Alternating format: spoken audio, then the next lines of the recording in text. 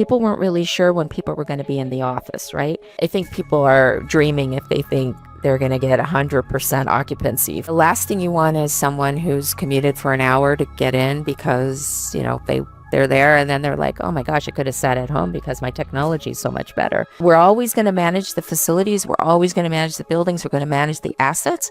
But there's so many tools out there that can help us do that and help us do it really, really well.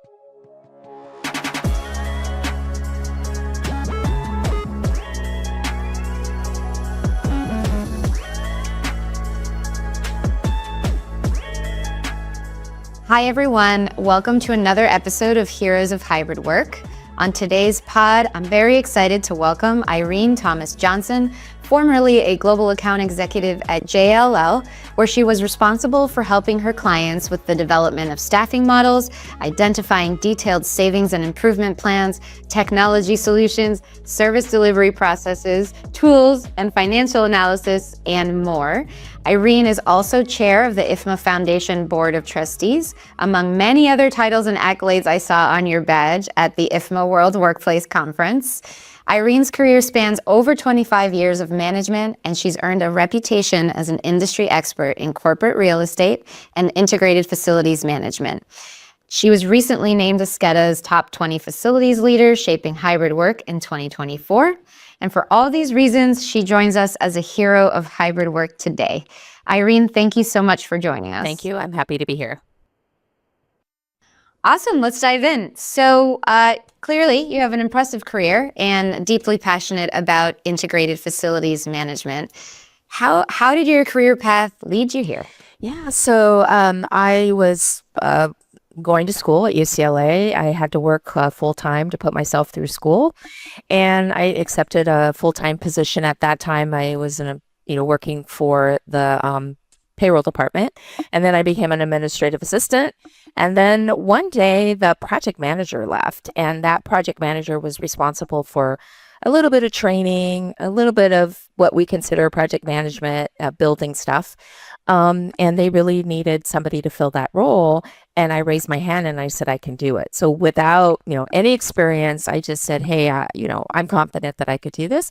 And they took a chance. And that's how I got into facilities management. That's what launched my career.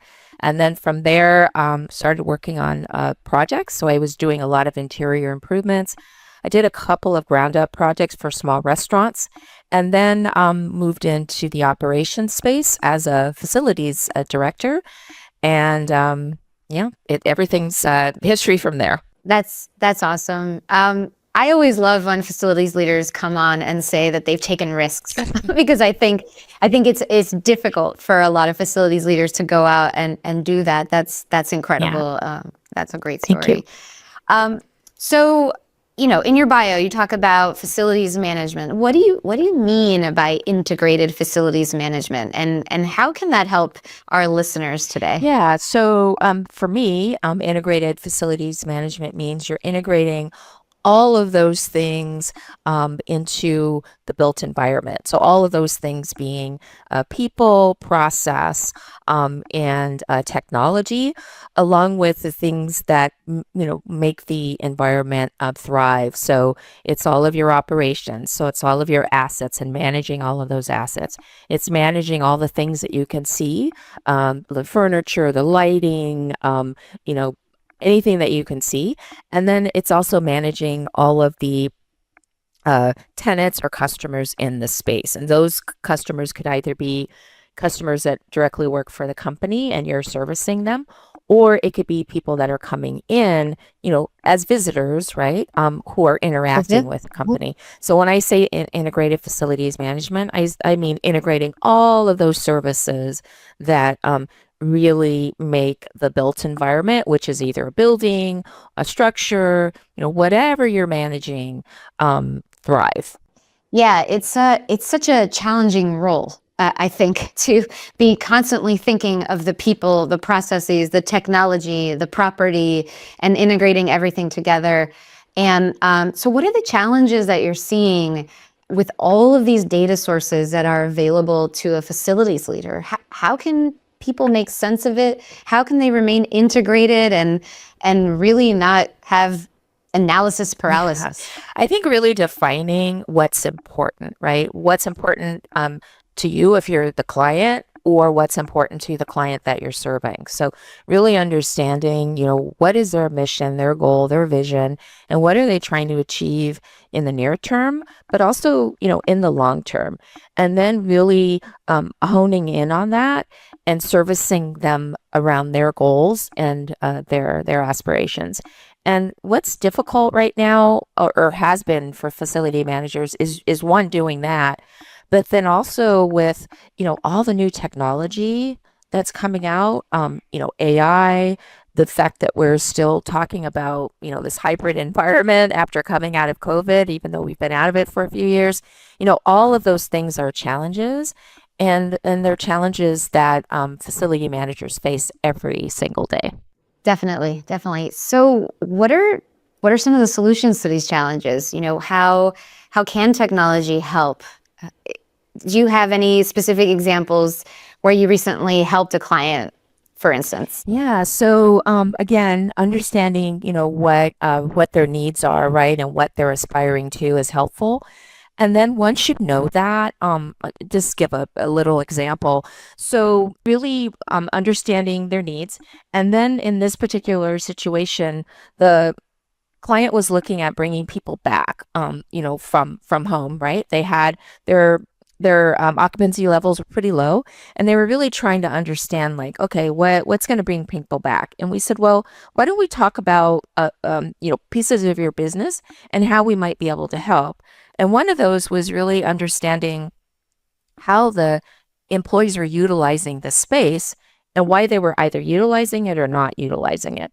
And so we started analyzing each space and trying to understand if, was technology related, was it ambience related, what was making them not want to come back? And then when they were there, what was helpful? And so that was just one example of, something that we started studying, and we used a lot of technology for that, including sensor technology. We used Okay. Power BI, we used other technology to analyze it. And then one thing we also found was we didn't want to just analyze information just for the sake of analyzing it, or even um, gathering data for the sake of gathering data. You want to be able to make some operational impact with that data. So we're very targeted on what data we collect and then what data we analyze. Yeah, so what did the sensor tech tell you? I'm curious. Well, one, it told us, how many people were occupying the space, how long they were occupying the space, when they were occupying the space, and then also what we were finding is that even though uh, collaborative space was available, we were finding sometimes that people weren't really sure when people were going to be in the office, right? So you're all trying to get there to collaborate, but then somebody decides, I'm going to stay at home that day, whatever. And then all of a sudden you're the only person in the office and everybody else is, hybrid. And so, we were trying to really make sure we understood that. And I know there's a lot of technology that's out there and new technology that's being developed, for instance, by Microsoft and others, that's actually going to be able to monitor that and give you real-time data so that you can collaborate with your teams and do it well. Yeah, I mean, we at Sketa, shameless plug, also help with that. We tell you, who's booking what Yep. desk and who's coming Yep. in, and we integrate with Teams, as you said, to show you exactly who's coming in. Because who wants to come into the office and sit on a Zoom all day? It's just That doesn't make sense. the Yeah. no, the purpose of the office has just changed dramatically. And with that, the facilities role has changed dramatically. So what should facilities leaders be thinking about in this new modern workplace? And how have you seen the role evolve? Yeah, I think what's going to be really, really important is that we embrace the new technology and embrace AI. I know it's can be a little daunting. Things are changing all the time. There's not a lot of protocol and parameters around it, but it's super, Yeah. super powerful. And I think if we can understand how we might be able to leverage it, it will make our jobs easier, more efficient, help our clients, help either our clients that are our own people or, people Yeah. that we're servicing. So I do think that's where facility managers really, really need to concentrate, because that's what's needed now, right? Yeah, we're always going to manage the facilities, we're always going to manage the buildings, we're going to manage the assets, but there's so many tools out there that can help us do that and help us do it really, really well. So I think embracing it is the biggest thing. What kind of AI Mhm. specifically are you talking Yeah, about? so I'm talking about uh I'll just use ChatGPT for instance. That's one. Copilot is another, right? Everything we can use to make our jobs more efficient. The other thing is digital twin. That technology's been around for a while, and it's really been very successful in certain settings.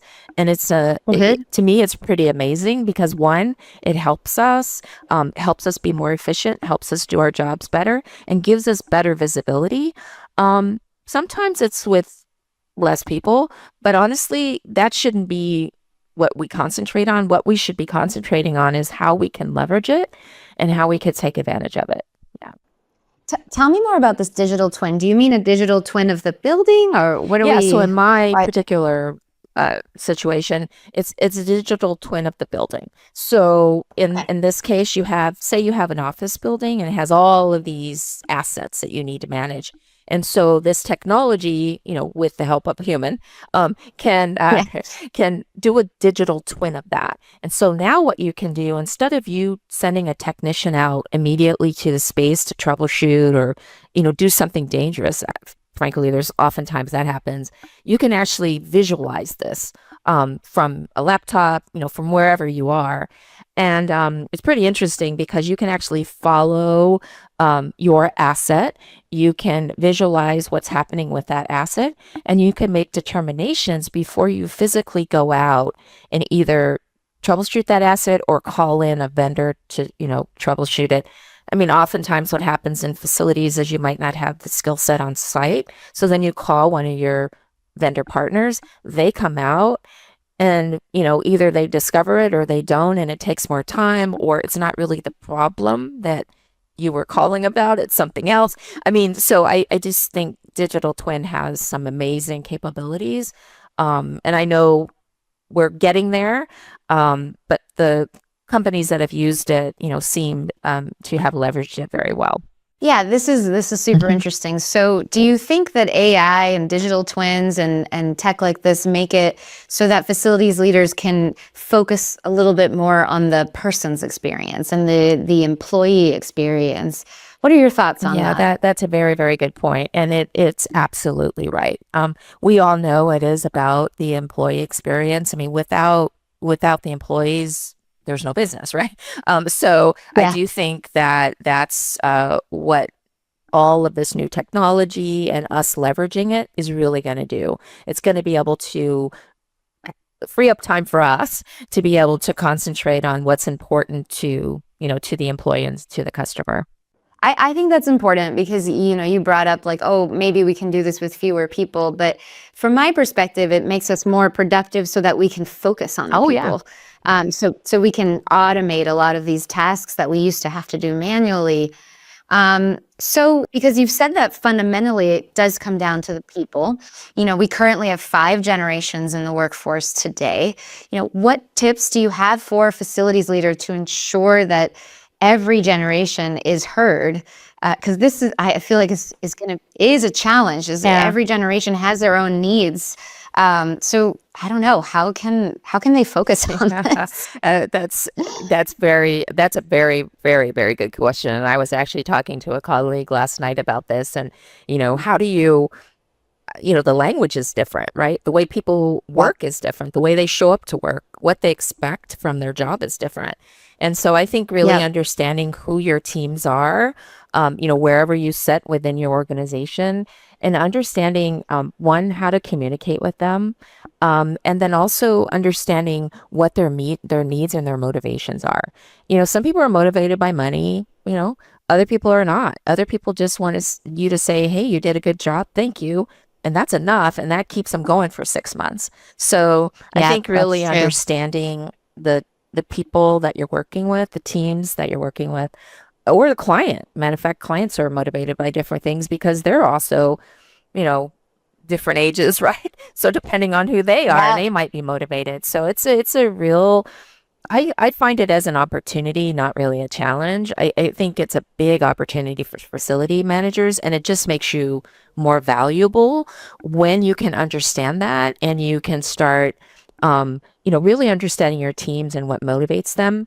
And a stronger team is just going to get, but more things done, right? You're going to be, Yeah, rewarded more. You're going to, you're going to, yeah, totally. just get things done. So, Yeah, no, I couldn't agree more. And I keep seeing these fun memes on social media with like Gen X signing on 15 minutes before everyone else, with their cup of coffee. And then you see like, I don't know, Gen Z being like, how can I get out of this?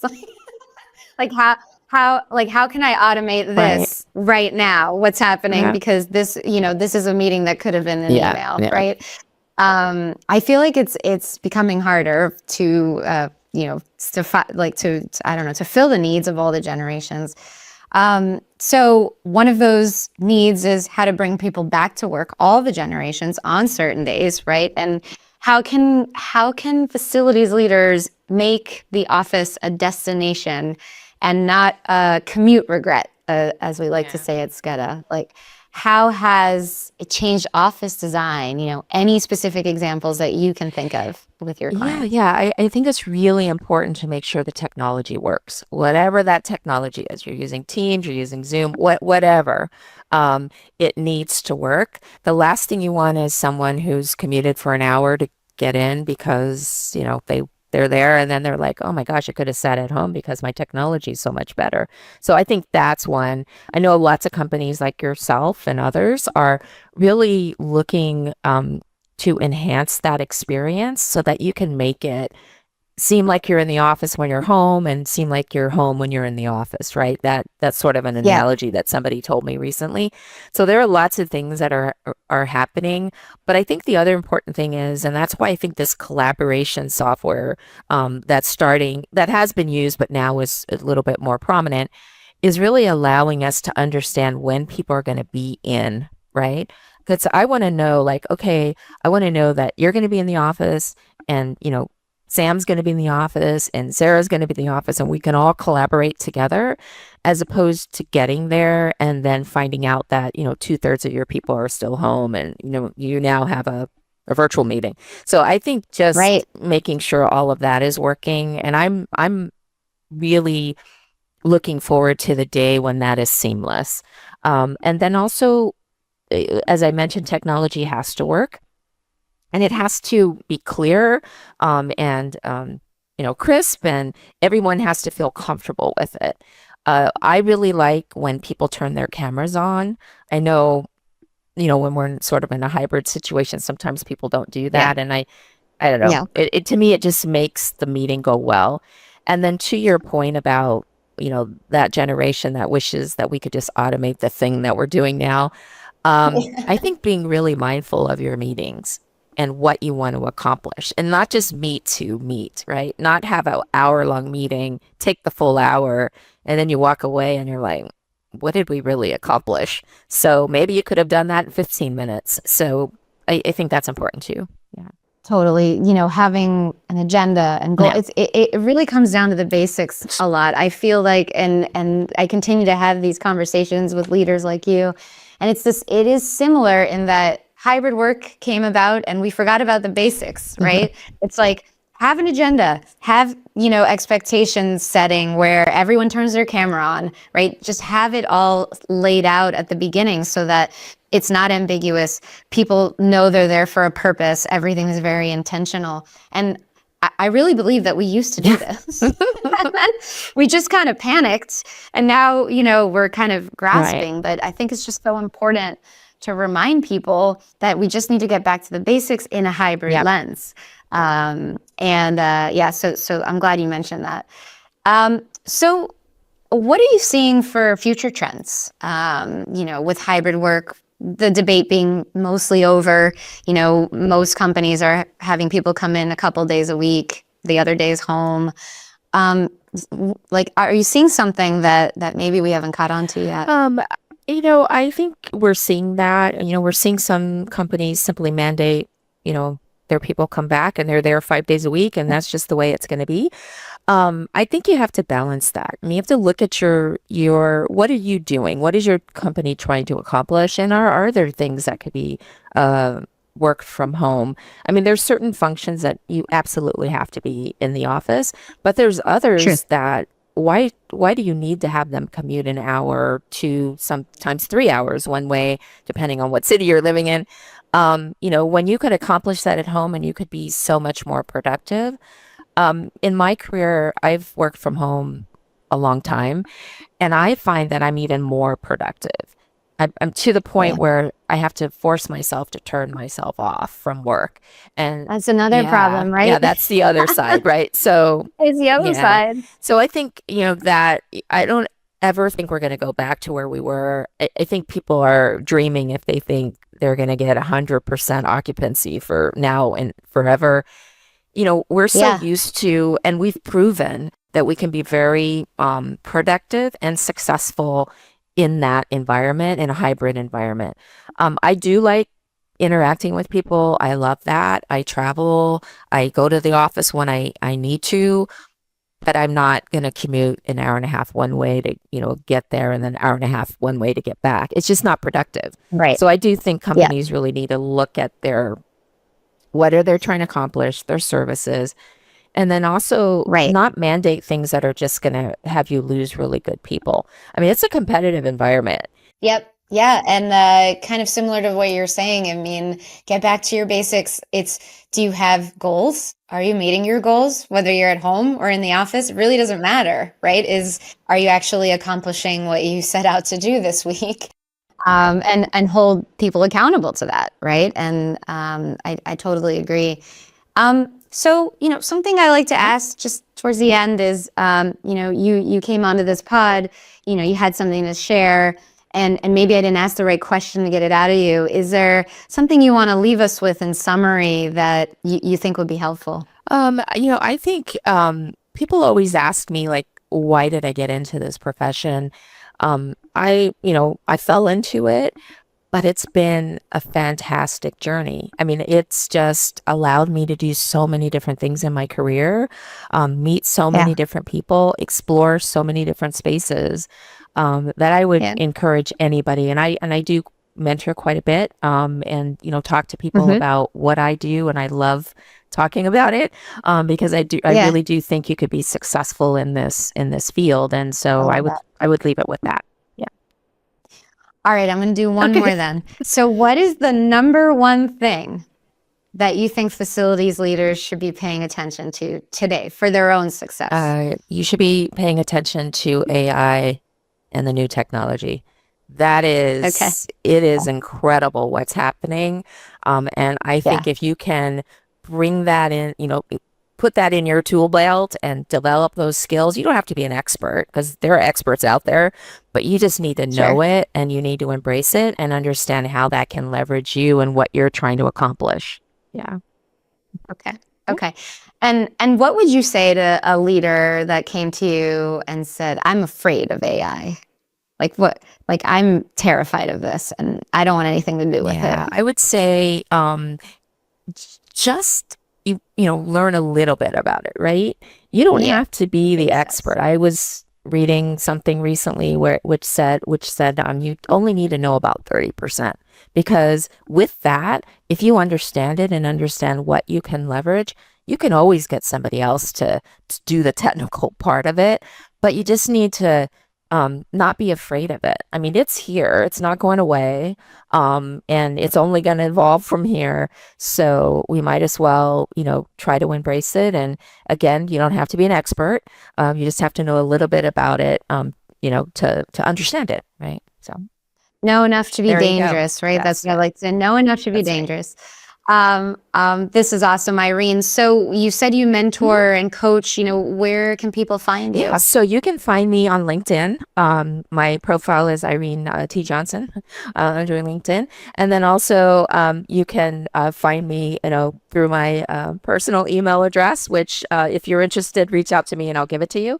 Yeah, I do a lot of mentoring, especially for IFMA, the International Facilities Management Association. And then I've spoken at a lot of local colleges and universities, just talking about my journey and how fantastic facilities management is. Yeah.